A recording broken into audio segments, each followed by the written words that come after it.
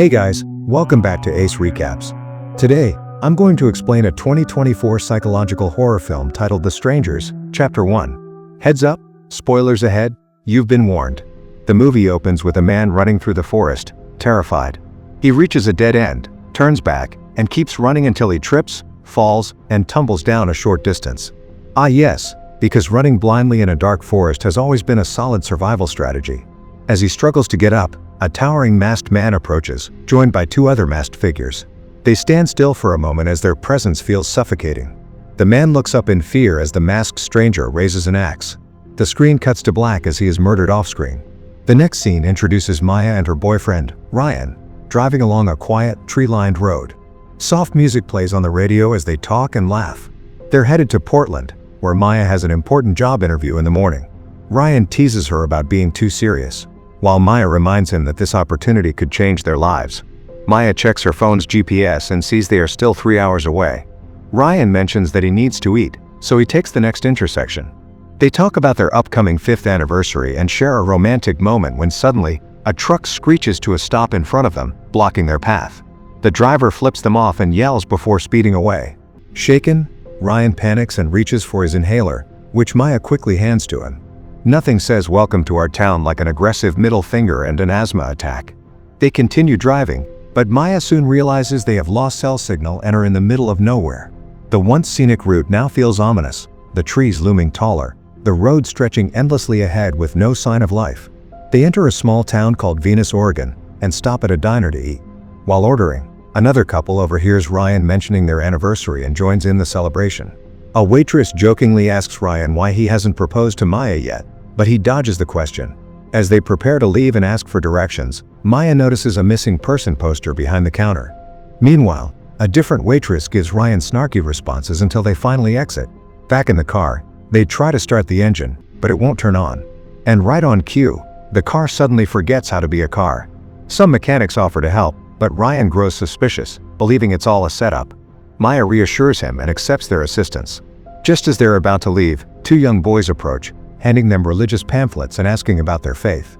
The eerie encounter unsettles them. Since the car can't be fixed until morning, they decide to stay the night at a nearby Airbnb, a rustic cabin on the edge of the forest. Ah, a remote cabin in the woods. Because that always ends well. The place is cozy but isolated, surrounded by dense trees that block out the moonlight. Inside, they unwind after the long drive. Maya calls the cabin's owner, Joe, to report a broken refrigerator and request help. Later that night, they sit outside talking until their conversation turns romantic. They head back inside, but their moment is interrupted by a sudden, loud knock at the door. Ryan hesitates before opening it. A young woman stands on the porch, her face hidden in the shadows. She asks in a monotone voice, "Is Tamara here?" Ryan tells her no, and Maya adds that she must have the wrong house. The woman lingers for a moment before walking away into the darkness. Later, as Maya and Ryan cuddle by the fire, Ryan realizes he left his inhaler in the car. He decides to take the old motorcycle outside to town to get it, along with some food for Maya. Great idea, Ryan. Nothing bad ever happens when someone goes off alone in the dark. While on a call with her friend Debbie, Maya hears a noise outside the window, followed by a knock at the door. It's the same young woman's voice again, asking if Tamara is there. Maya firmly tells her no, just like before. She checks the peephole, but no one is there. As soon as she locks the door, the voice returns, repeating the same question. At this point, Tamara should just show up and sign autographs. She barely has time to sit down before hearing someone singing outside the window. Feeling uneasy, she calls Ryan and steps outside to investigate, unaware that she's being watched. Seeing nothing, she returns inside, lights a blunt, and plays music to calm herself. Nothing like a little weed to take the edge off. Meanwhile, Ryan reaches the garage where their car is parked but is nearly attacked by the mechanic, Ruddy, who mistakenly thinks he is a thief. After clearing up the misunderstanding, Ryan stops by a food truck to grab food for himself and Maya. He runs into the couple from the diner, who invites him to join them, but he politely declines. He just wants to get back to Maya as soon as possible since something about this place feels off. Back at the cabin, Maya washes her hair in the bathroom, unaware that a masked figure, Scarecrow, is watching her from outside. She suddenly feels a presence but sees nothing. As she dries her hair, the power cuts out, forcing her to use her phone's flashlight. While searching for a breaker, she stumbles upon a closet filled with eerie masks. There it is, the universal sign that it's time to leave immediately.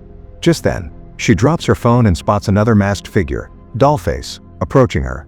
Terrified, Maya runs upstairs and hides in a closet, bracing for Dollface to find her. But when the door opens, it's Ryan, reaching in to pull her out. Ryan tries to convince Maya that she imagined everything due to the weed. The classic "you must be imagining things" approach. Works every time, except when it doesn't. Before they can process what happened, there's another knock at the door. Frustrated, Ryan storms outside, only to see the young woman from earlier standing in the distance, silently watching them. He approaches her, but she suddenly runs away. Inside, Maya and Ryan finally sit down to eat, only to be startled when a droplet of blood falls onto their table.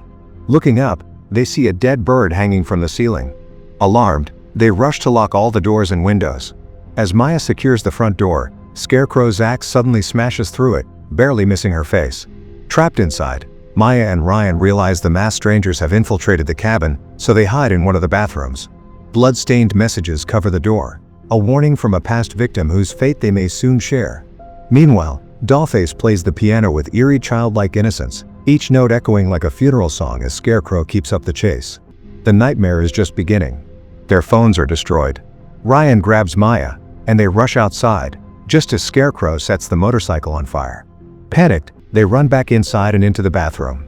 Desperate to escape, they crawl through the air vents. Maya lets out a small scream when her hand is pierced by a nail, nearly giving away their location. They barely evade discovery as Pinup searches nearby. Emerging from the vents, they sprint to a small room in the backyard and hide, unaware that Pinup is already inside. Ryan quietly sneaks out to find a weapon. Meanwhile, Maya is attacked by Pinup and Scarecrow, who drags her through the window. She struggles fiercely until Ryan scares them off with a shotgun. At the cabin's entrance, Ryan spots a figure approaching and, thinking it's Scarecrow, fires, only to realize he has shot Joe, the cabin owner. And that, kids, is why we don't play Guess Who with shotguns. Shaken, he tells Maya to get into Joe's car. Just as he starts the engine, Dollface smashes the window with a rock. Pinup and Dollface close in on them. Ryan tries to drive away, but Scarecrow rams their car with a truck, pinning them against a tree. Maya escapes through the window, but Ryan's leg is trapped. He urges her to run.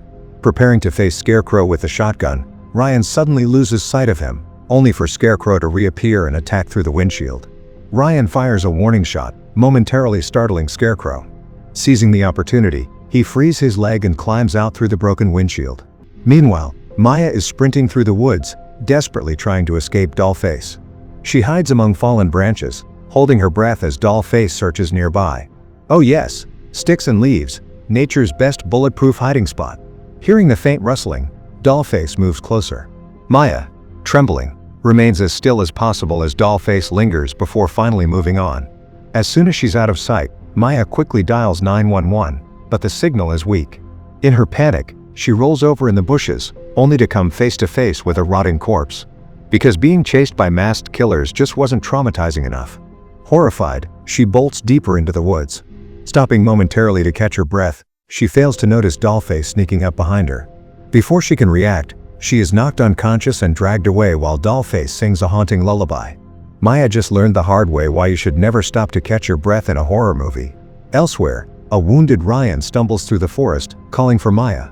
His voice draws Scarecrow closer. Ryan takes cover behind an overturned truck and spots a water bottle nearby. He squeezes it in the middle to muffle the sound as he drinks.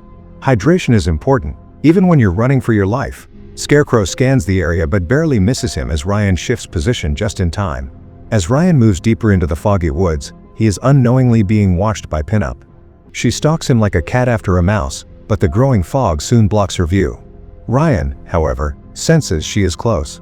Pinup carefully scans her surroundings, unaware that Ryan has crept up behind her. He presses the shotgun against the back of her head, forcing her to drop her knife and demanding to know where Maya is. Pinup turns slowly, facing the gun barrel. With eerie, dance-like movements, she lets out a chilling scream that morphs into a deranged laugh, taunting him to pull the trigger. Ryan, growing desperate, threatens to shoot her. Just as he's about to fire, Scarecrow appears out of nowhere and knocks him unconscious with an axe. Having endured a night of terror, Maya finds herself in a dire situation. She is bound to a chair in the cabin's dimly lit living room, her face bruised and streaked with tears. She wakes Ryan, who is also tied up. He tries to comfort her, assuring her they'll find a way out. Both are in tears as Maya apologizes for insisting they stay in town. Ryan reassures her it's not her fault. At that moment, Ryan looks into her eyes and asks her to marry him. Through her tears, she says yes. Nothing says romantic proposal like a hostage situation. Before they can savor the moment, Pinup suddenly stabs Ryan, twisting the knife before pulling it out. He groans in agony as blood pools beneath him. Maya and Ryan remain bound, now at the mercy of their captors. Scarecrow, Pinup, and Dollface watch them in silence. Scarecrow shoves Ryan to the ground, and Maya sobs as she sees him growing weaker. Desperate, she asks why they're doing this. Pinup's chilling response, "Because you were here." Scarecrow toys with Maya, stabbing her in the stomach before handing the knife back to Pinup. He revels in their suffering, kicking Maya as she collapses in pain. Their torment is seemingly complete. The masked intruders exchange glances, waiting for Maya and Ryan to bleed out. Love how they're just waiting for Yelp reviews on their murder performance. Suddenly, the wail of police sirens shatters the silence. Their truck speeds away just as the patrol car arrives. The final scene fades in at a hospital. Maya, alive but deeply scarred, lies in a hospital bed. Though she has survived the nightmare, the horror she endured will never leave her. And that, my friends, is why road trips are overrated. If your GPS ever reroutes you to a creepy town with no cell service and an Airbnb that looks like it's straight out of a horror movie, just turn around. Or, invest in a solid pair of running shoes. Don't forget to subscribe and turn on notifications so you can watch more videos like this. Thanks for watching.